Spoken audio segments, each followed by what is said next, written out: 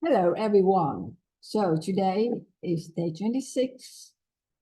I would like to share with you the triangle of reality of consonant sound. And firstly, let me share my screen. Okay. There are 24 consonant sounds in the International Phonetic Alphabet. And there are 8 places of articulation in the angle of information. There are 6 manners of articulation in the angle of energy, and there are 2 types of voicing in the angle of material. Okay, and I'm going to talk about triangle of reality of 2 consonant sound.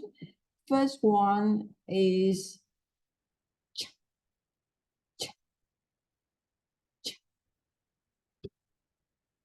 in the angle of information, post alveolar. In the angle of energy, affricate.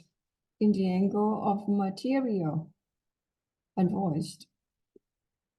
The next one is j, j, j.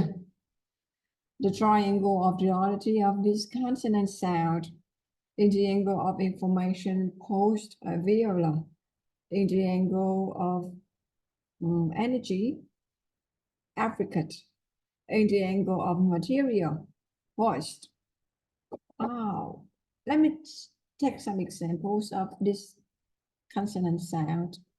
Chip, chalk, jaw, chunk, cherry.